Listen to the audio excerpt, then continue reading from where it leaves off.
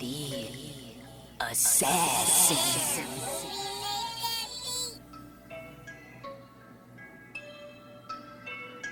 You know I break necks, call me Jack Tate. I have no regrets while your life is fading. I'm a crazy fuck equivalent to Satan. When I'm behind the mic, I feel like the greatest. You know I break necks, call me Jack Tate. I have no regrets while your life is fading. I'm a crazy fuck equivalent to Satan. When I'm behind the mic, I feel like the greatest. What up, y'all? You're listening to Sports Talk with Tropp, and I'm your host, Katie Tropp. Well, let's kick it right off with the results of UFC 277 this weekend. My girl Amanda Nunes, she got her title back. She won it in a round 5 decision against Juliana Pena, and it was a good fight.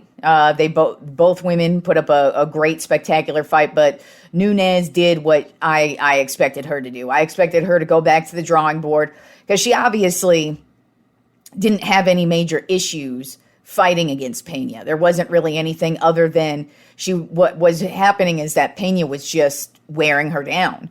And I think she took her by surprise because I don't think Nunes expected to get what she got from Pena in the first matchup. And so basically what was going on is Nunes was just throwing heat. She was putting a lot of oomph behind every punch that she had in the first matchup, and it really wore her out. And then it just ended up with that Pena was able to wear her down and eventually get her to submit. And so that's how she won the first matchup. But the second matchup, it was a battle between both of them. I mean, neither one of them got knocked out, but definitely Nunes, she dominated the fight in every round, I would say. Pena got knocked down quite a few times.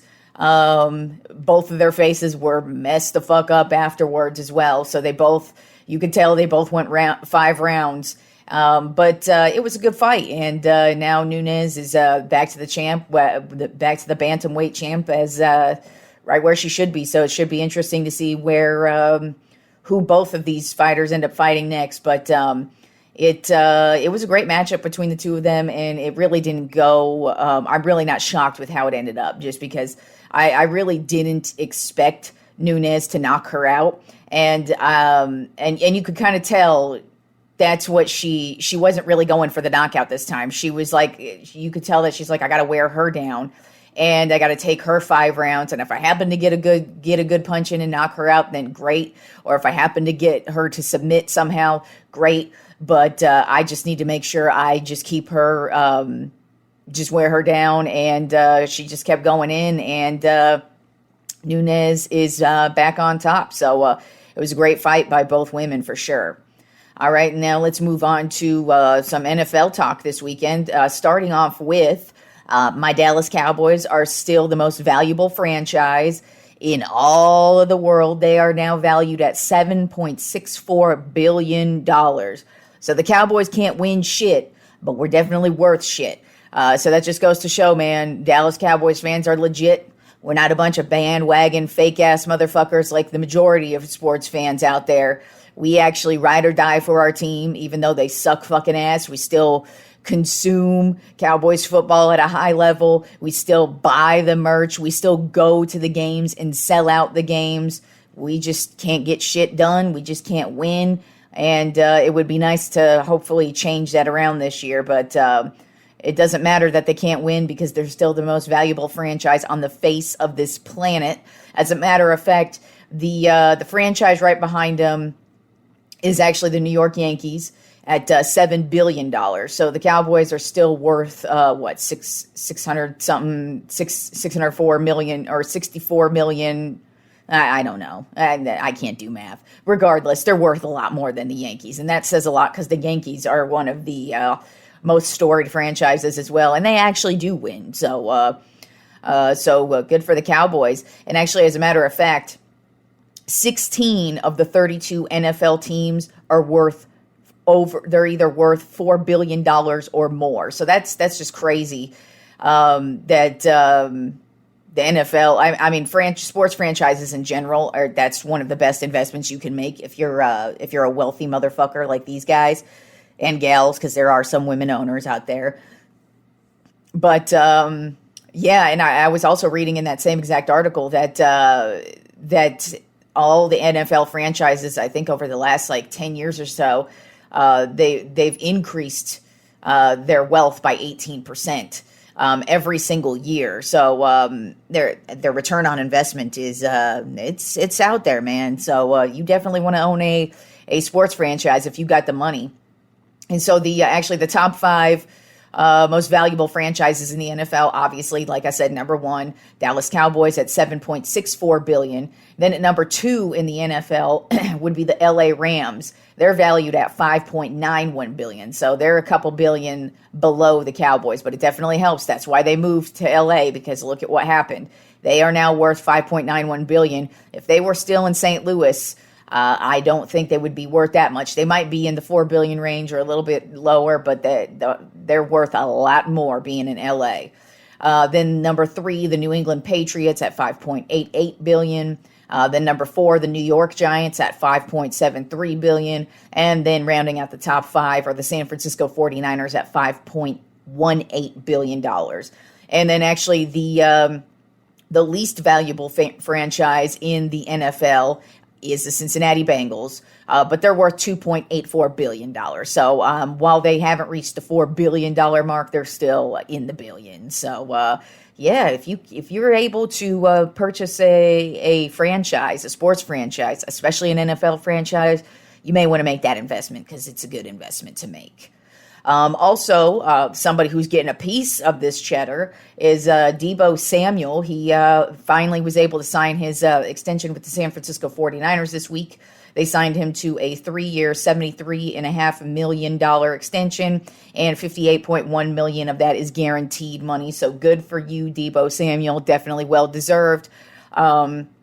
He's also kind of in the same situation that DK Metcalf was in, is that now that Jimmy Garoppolo's gone, who the hell knows what kind of production you're going to get out of Deebo Samuel now, just because he's got a different quarterback. So his production level may stay the same or it may falter off. And regardless, he's guaranteed $58.1 million. So definitely well-deserved. And that's good for the 49ers that they locked him in, because he's a huge part of their offense and why they've played so well over the last couple of seasons.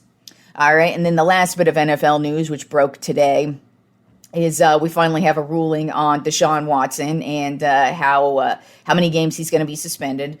The judge announced today that she has ruled that Deshaun Watson should get a 6-game suspension. Not a lot of people are happy about this. Of course, I'm sure Deshaun Watson is. I'm sure the Cleveland Browns are, because they probably expected him to miss a lot more time. I mean, it was really up in the air how much time he was going to lose. But I actually just read the entire 16-page document from the judge. And her ruling actually makes quite a bit of sense. Now, first of all, in my personal opinion, I've already stated, I believe the women. I believe Deshaun Watson did what he's accused of. I also believe he didn't deserve to be held criminally responsible, because I don't think dangling your dick on massage therapists is warrants you being put behind bars criminally. I don't believe in just putting people behind bars for that kind of stuff. But he definitely deserved to lose money in all of this. I'm happy that he's lost a bunch of civil lawsuits, or paid off. He hasn't actually lost any of them. He's paid all but one off now at this point. But regardless, he deserves to lose the money. He deserves to have to pay for it. And he also deserves a suspension as well. I don't think 6 games is enough.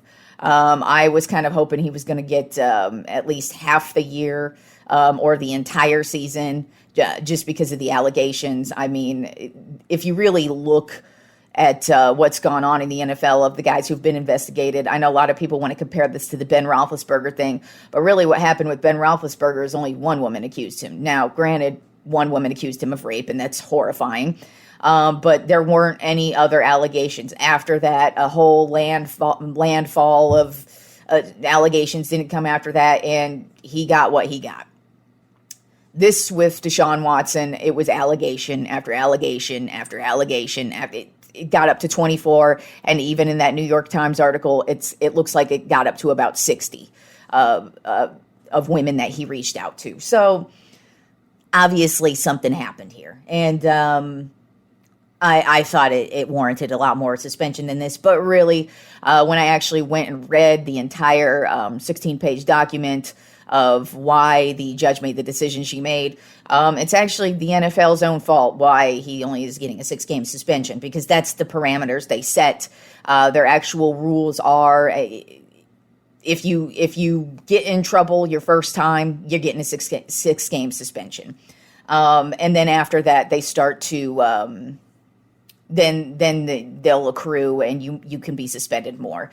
And really, if you compare it to, Ray Rice, when he knocked his girlfriend, who's now his wife, when he knocked her out in an elevator, he at first got 2 games and then they bumped it up to 4 games.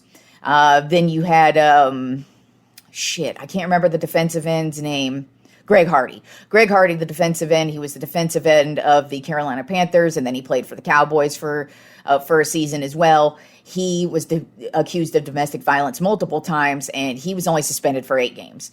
And there's been a couple others out there, basically in the same category, and they really only get the 6-game suspension. So that's kind of the parameters. Those are the parameters that have been set by the NFL over the years.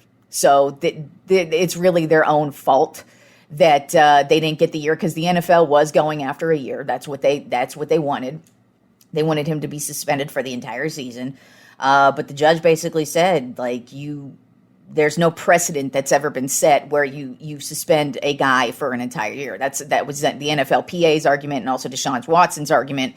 And the NFL's argument against that was that, well, these are unprecedented allegations as well, which are both true, but at the same time, the rules are, you break the rules in these parameters, which there were a few parameters, so I'm not going to go through everything that I read in the 16-page document, but basically these are the parameters, and we have set it at 6 games, and so that's what he got, was the 6 games, which is on par with the NFL. And I know a lot of people are bringing up the Falcons receiver who was just recently suspended for the entire year because he gambled.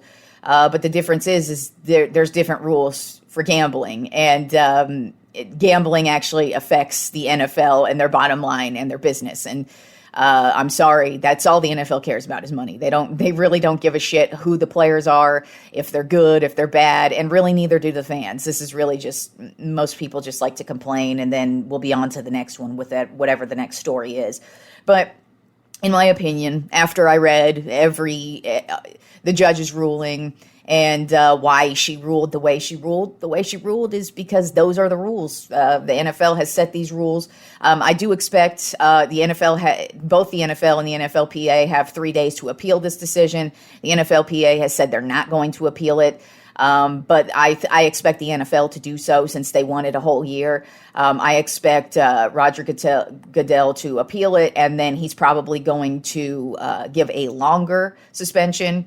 And if that happens, then the NFLPA is probably going to sue the NFL, and then we're going to go to federal court, and that's going to take a couple of months. So it's possible that, this Deshaun Watson thing, it's not over, but it's very possible that he may actually play the beginning of the season, and they'll go through this federal court system, and they'll get to a ruling maybe in like October or November, and then that's when his suspension will be after that. So we don't know if he's starting the season off suspended or not, because it's just going to depend on what happens with the NFL. But I do expect them to appeal it. I expect them to give him a longer suspension. I don't know, though, if they will go the full year. I know that's what they wanted, but they might bump it up, I would say, maybe to like 10 games, 12 games. But still, the NFLPA is probably still going to sue them regardless, even if they don't take the 6-game suspension. But regardless, we finally have a decision and a ruling on what happened with Deshaun Watson here. It's definitely not the end of it. But like I said, I read the whole 16-page document. She laid it out very simply, very easily, and it's basically the NFL has set the parameters at 6 games if this is your first offense. And this is Deshaun Watson's first offense. So regardless of how many offenses he had in this one offense, it still is within the parameters of the rule to get him suspended for 6 games. So, like I said, there's a good possibility he's going to be starting week 1. But there's also a good possibility, regardless, he's definitely going to be suspended for 6 games, 100%. It just doesn't, we just don't know yet when those 6 games will be served, whether it's going to be at the beginning of the season for the first 6 weeks, or if we're going to end up going to court, and it could be sometime mid-season. But we'll keep you posted on the Deshaun Watson dick dangling suspension here. All right, so let's move on to baseball and the Tropp 10 MLB Power Rankings. Actually, before we get to the Power Rankings, the trade deadline is coming up. We have 24 hours exactly left of the trade deadline. And so actually a couple of trades have gone down actually today. Actually all 3 trades that I've written down have happened today. The first one being, I was actually really shocked to see this trade happen, but the San Diego Padres ended up trading for the Milwaukee Brewers closer, Josh Hader, who's been one of the best closers in the league for about 2-3 seasons now. So this is a good move for San Diego because their bullpen has been okay. They did trade away their current closer in exchange for Hader. So I think this definitely helps them. But I think it was kind of weird for the Brewers just because he's been a huge part of their team. He's been I guess I just was really shocked that they traded him because they look like they're actual contenders. And, you know, you don't really need a great closer to win a World Series or some playoff games, but it definitely helps. And so I was shocked that the Brewers ended up doing this trade, but good for the Padres. Then the Houston Astros, they ended up trading for Trey Mancini of the Baltimore Orioles. So this just makes their offense even better. I also read right before I signed on air here is they also traded for the catcher from the Red Sox, Christian Vasquez, as well.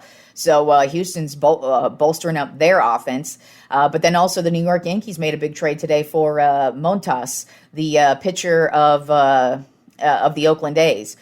So they got Frankie Montas in a trade today, and this bolsters their starting pitching.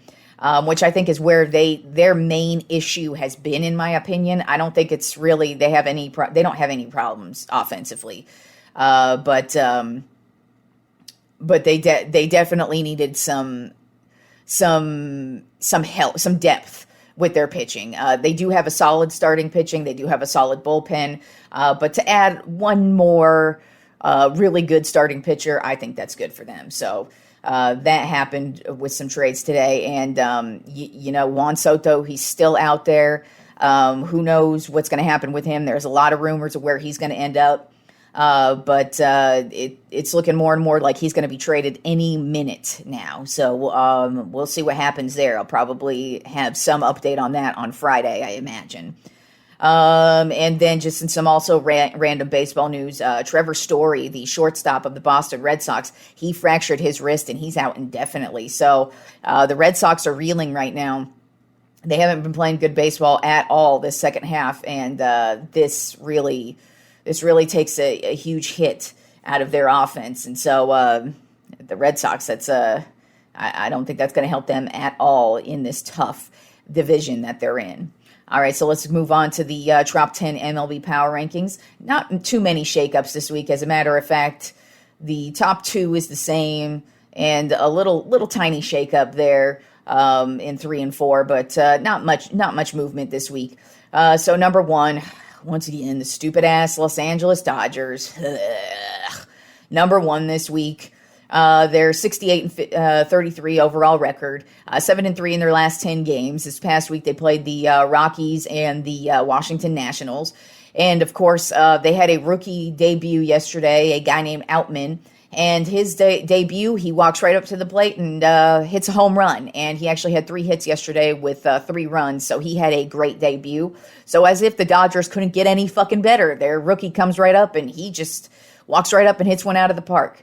You still got Trey Turner. He's on something like a 16, 17, 18 game hitting streak right now. And then you got Freddie Freeman, who's still having a phenomenal season. And their starting pitching continues to dominate as well. So the Dodgers still at number 1 on my Tropp 10, which just is very upsetting to me. Then at number 2 on my top 10 MLB Power Rankings of the Houston Astros, overall record of 67-36, 6-4 in their last 10 games. This past week they played the Seattle Mariners and the Oakland A's. Yordan Alvarez, he had a huge walk-off hit yesterday. He's actually had a huge week. He's hit the 30 home run plateau. He's only behind Aaron Judge in home runs right now. Jose Altuve, he had yet another great week.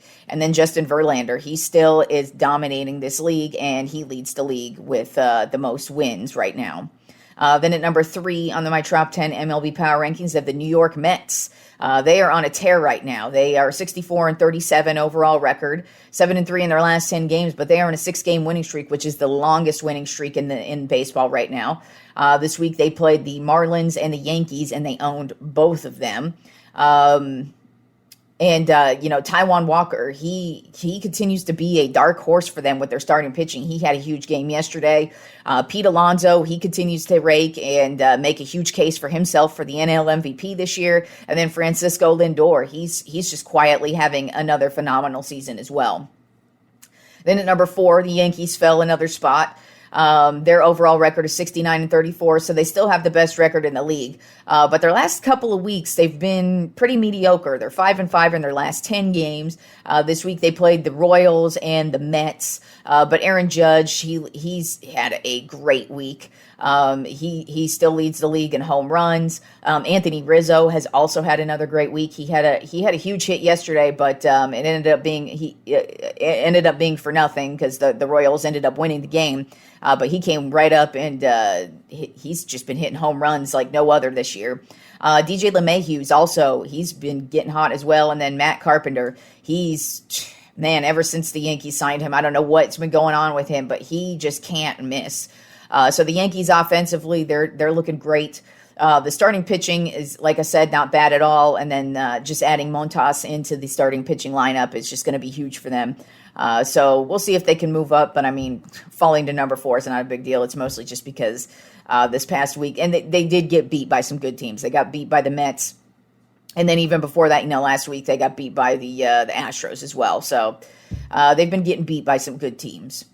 Then at number 5 on my top 5 MLB Power Rankings of the Atlanta Braves. Overall record of 62-41, 6-4 in their last 10 games, and they're on a 3-game winning streak. They actually just swept the Diamondbacks this weekend.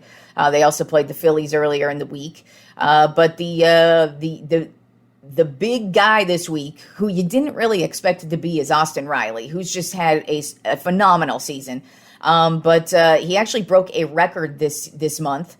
For the most extra base hits in 1 month for the Atlanta Braves with 26, which was previously owned by Hank Aaron with 25. So that's a pretty big deal when you break a record owned by Hank Aaron, one of the greatest baseball players of all time.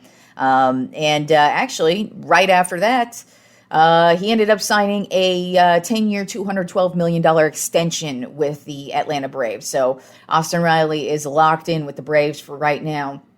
And obviously that's well-deserved because Riley has been probably the quietest NL MVP candidate, I would say, just because, you've got Pete Alonso having such a phenomenal year, and you got Paul Goldschmidt with the Cardinals having such a phenomenal year, that you're not really hearing much about Austin Riley. But Austin Riley has been having one hell of a year on a really great team. But, he's got so much talent surrounding him that he kind of gets lost in the shuffle. But, hey, whatever. He just signed a $212 million extension, so he's getting paid. So who the fuck cares? And then you also have Fried, who he came out and had a great start the other day as well. So their starting pitching has really turned it on. They started out the season real shaky, but they are back to championship form in Atlanta. Then at number 6 on my top 10 MLB Power Rankings of the Toronto Blue Jays. Overall record of 57-45, 8-2 in their last 10 games. This past week they played the Detroit Tigers and the St. Louis Cardinals. And their pitcher, Berrios, man, he had a hell of an outing where he pitched for 7 innings and had 6 strikeouts. So he's been on fire. Vlad Guerrero Jr., he's just continued his domination behind the plate. And then Chapman and Bichette both had huge weeks this week where they had game-winning runs and set their team up for some big wins this past week. So the Blue Jays are at number 6, and they continue to be a very solid and very quiet team that nobody's really talking about in the East, who could make some noise come playoff time. Then at number 7 on my top 10 MLB Power Rankings, the Milwaukee Brewers. Overall record of 57-45, 7-3 in their last 10 games. This past week they played the Boston Red Sox and the Minnesota Twins. And Hunter Renfroe continues to rake. His first 4 or 5 games back, he had home runs in each one of them. And then this week he had 4 hits in one game. He had a couple game winners, a couple home runs. So Renfroe, he continues to be an offensive force for the Milwaukee Brewers. And then at number 8 on my top 10 MLB Power Rankings of the Philadelphia Phillies, overall record of 55-47, 6-4 in their last 10 games, and they're on a 5-game winning streak, so they're right behind the Mets. This week they played the Pittsburgh Pirates and the Atlanta Braves. Kyle Schwarber, he continues to rake. He has 33 home runs. Alec Baum, he is having a great couple of months. He's really been under the radar. You really haven't heard about him. But I just was looking up some of his stats, and he's batting like a 299, and he was on like a huge, not a huge streak, but a pretty decent sized hitting streak the last couple of weeks. So he's been a quiet offensive force for them. And then their catcher Real Muto, he has also had a great week as well. So the Phillies, they continue to upset some people right now. So we'll see what happens come playoff time if they're able to keep this up. But it's pretty shocking that the Phillies were able to fire their manager midseason and then go on this tear. And now they're actually a legit playoff contender in a very difficult division as well. Then at number 9 on my top 10 MLB Power Rankings are the St. Louis Cardinals. Overall record of 54-48, 6-4 in their last 10 games. This past week they played the Washington Nationals and the Toronto Blue Jays, who they took 2 of 3 from in Toronto. So that was a big deal for them this week.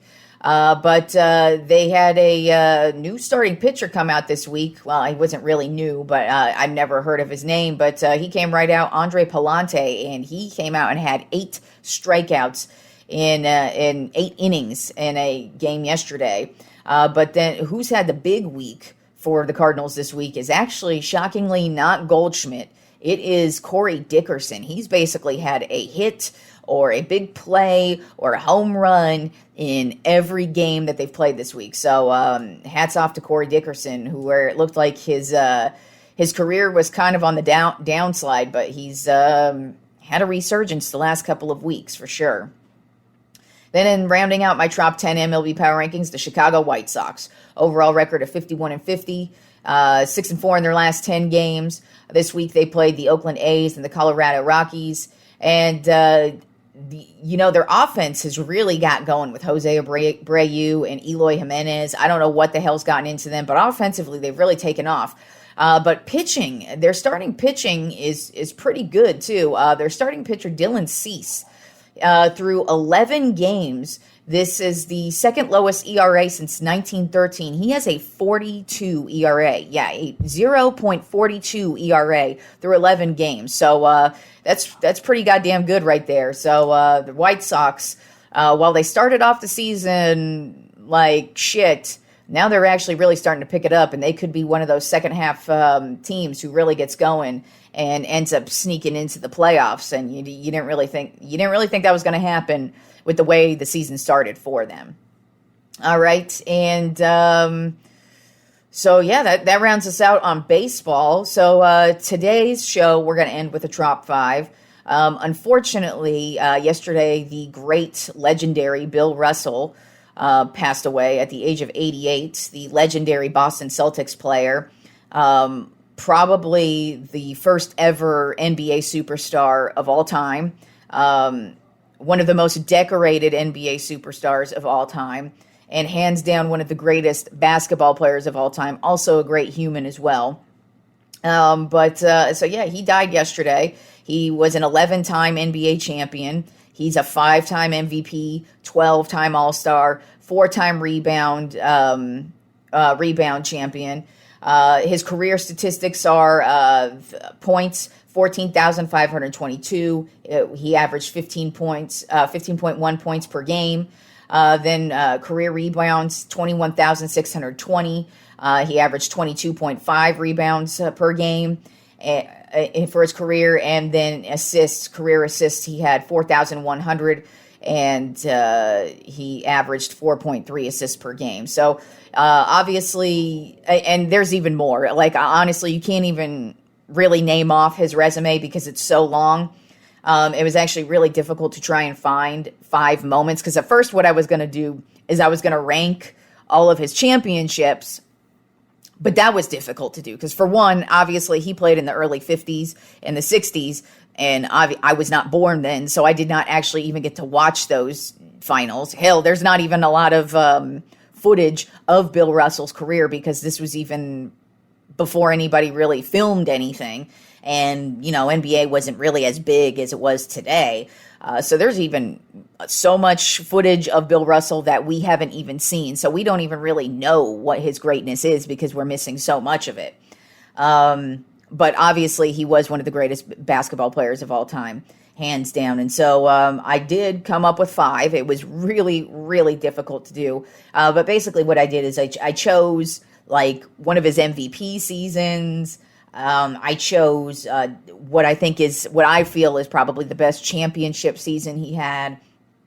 And then just a couple of other highlights throughout his season, because really, if you have never looked up Bill Russell, I mean, obviously, if you've been listening to the show, I've sung my praises about Bill Russell many times. That's really why I didn't have to rattle off on his stats, because I've rattled off on a bunch of his stats many times on the show. And I haven't been doing this show. I've only been doing the show since January. So, to discuss Bill Russell and his greatness multiple times and only been doing this show half a year is it says a lot about what a player he is. And so obviously I've already discussed a lot of his stats and a lot of the things he's accomplished.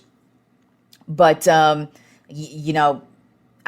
felt like I had to at least do a Tropp 5 on him because he was legendary. So let's go ahead and start it off with the number 5 Tropp 5 Bill Russell moment.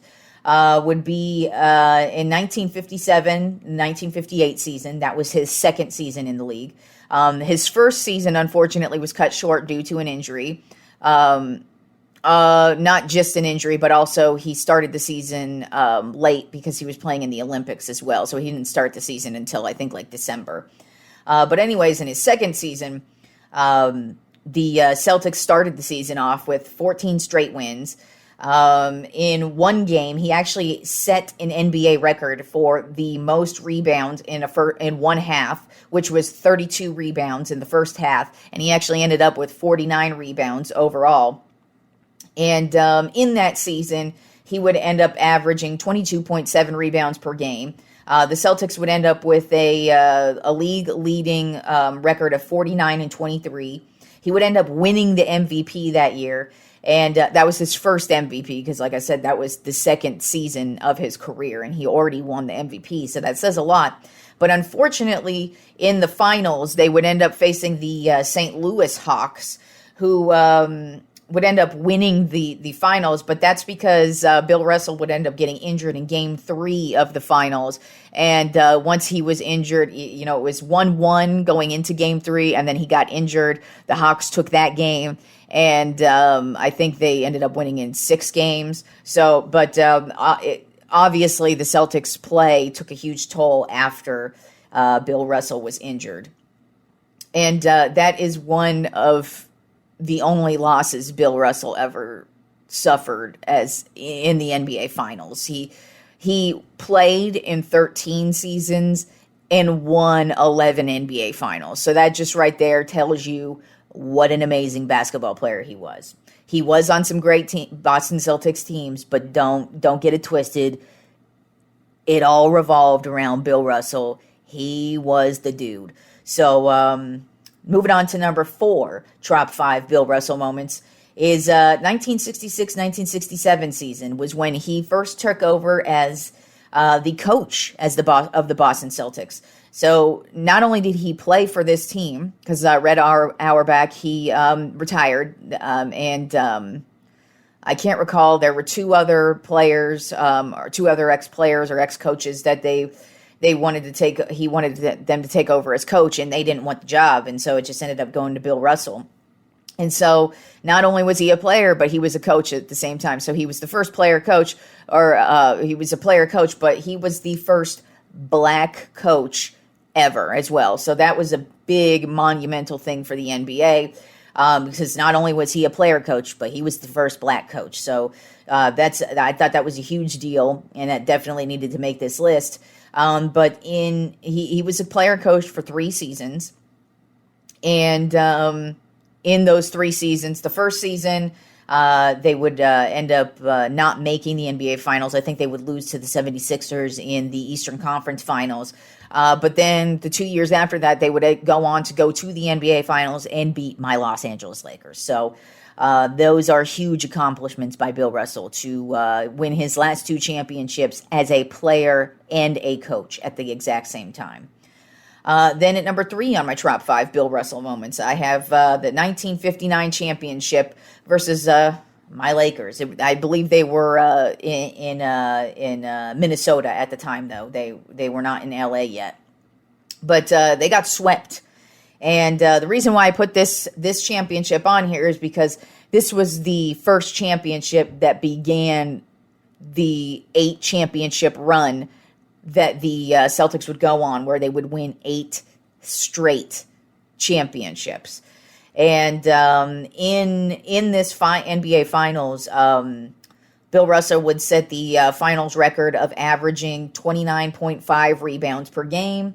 And they, like I said, they would go on to win and sweep. And I really just put this on here because this was the first and the beginning of the greatness that was Bill Russell. Then number 2 on my top 5 Bill Russell moments, I'm just calling it the rebounding king. He was the rebounding king. He was really known for his rebounds and his defense.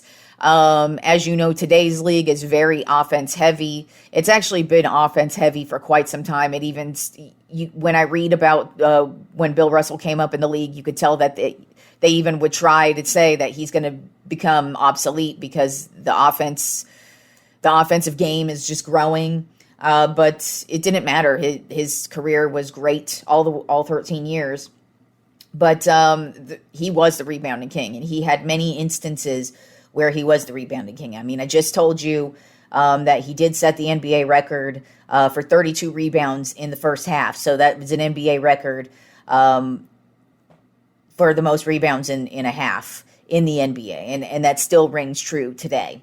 But also, probably the most stellar performance he had rebound-wise was on February 3rd, 1960, versus Syracuse Nationals. Not a team anymore. He had 51 rebounds, which at the time was a record, but then Wilt Chamberlain would eventually come in. I think it would be 10, 11 years later when Wilt Chamberlain would ultimately break that record, and he would end up with 55 rebounds in one game. But the stat line for this game for him was he had 51 rebounds, 23 points, and 5 assists. So that was a huge game for him. Then also in the 1960 finals, game 2, he had 40 rebounds, which is a finals record. And then, like I said, he had the 32 rebounds in the first half of the finals in 1958. He was also a 4-time NBA rebound champion in 1958, 1959, 1964, 1965.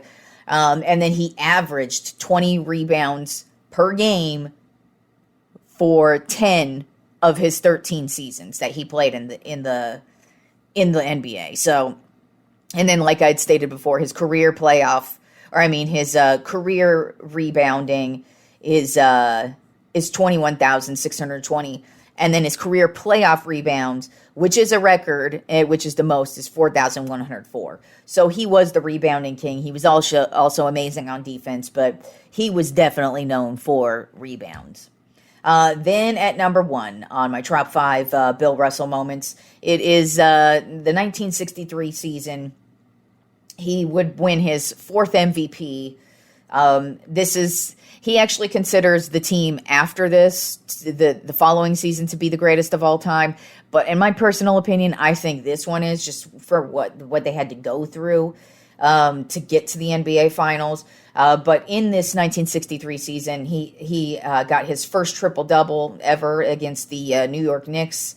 And his stat line for that triple-double was 17 points, 19 rebounds, and 10 assists. And he would end up winning his sixth straight finals in 1963, in which they would beat my Los Angeles Lakers in 6 games, in which his shining moment was in Game 3, where he had 21 points, 38 rebounds, and 6 assists. So I think that 1963 championship and that season was probably his best, even though it's really difficult to decide what is his best, because out of all of his 13 seasons, he was great. Like I said, his rookie season was really the only one that was cut short. And then his second season, they would go to the NBA Finals and they would lose because of his injury in the postseason.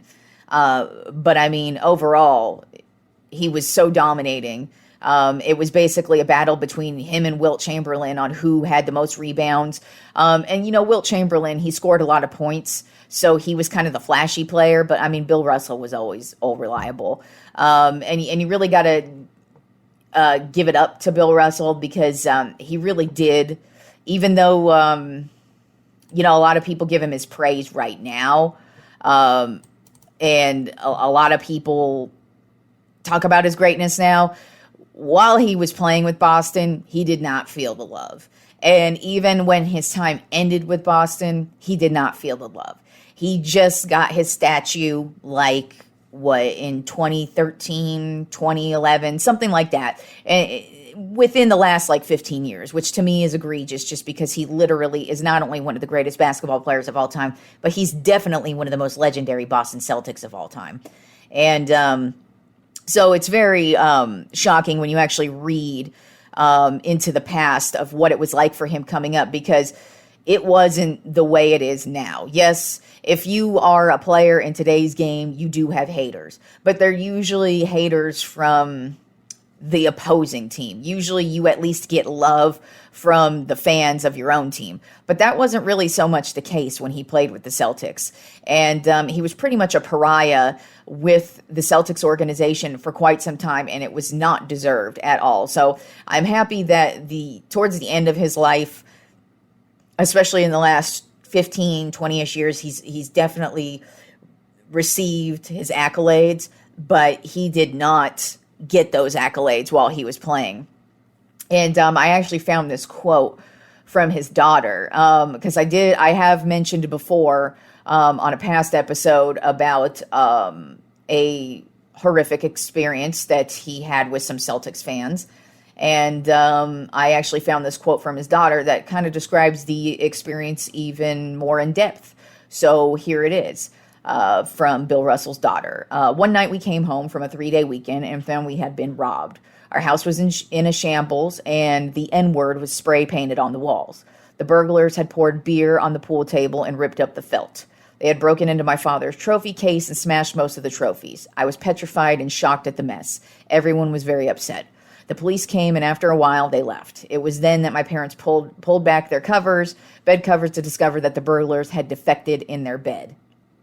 I mean, defecated. Yes, they shit in their bed. Every time the Celtics went out on the road, vandals would come and tip over our garbage cans. My father went to the police station to complain. The police told him that raccoons were responsible, so he asked where he could apply for a gun permit. The raccoons never came back. The only time we were really scared was after my father wrote an article about racism in professional basketball for the Saturday Evening Post. He earned the nickname Felton X. We received threatening letters, and my parents notified the FBI. What I find most telling about this episode is that years later, after Congress had passed the Freedom of Information Act, my father requested his FBI file and found that he was repeatedly referred to therein as an arrogant Negro who won't sign autographs for white children. And that is actually very true of what you read. I have read that he was very reclusive and wouldn't really talk to a lot of people. And honestly, at the time, I can't blame the guy because that's the way he was treated. So you really not only got to give it up to Bill Russell for being an amazing basketball player, but for being an amazing basketball player while putting up with all that bullshit and literal bullshit in his fucking bed. So, like I said, great basketball player, even better human being for putting up with that shit. And Bill Russell has passed away at the age of 88, but I'm glad he was able to receive his accolades over the last, at least during most of my lifetime, people have discussed Bill Russell in a positive light. So when I read all that stuff, it was very telling to me because I'm like, wow, that's how you treat your superstars. That's crazy. So, you really got to give it up to him for what he put up with. And he still played great and was a great basketball player for a team and for fans that did not appreciate him. So, RIP to Bill Russell. So enjoy the week of sports, guys, and I will talk to you all on Friday.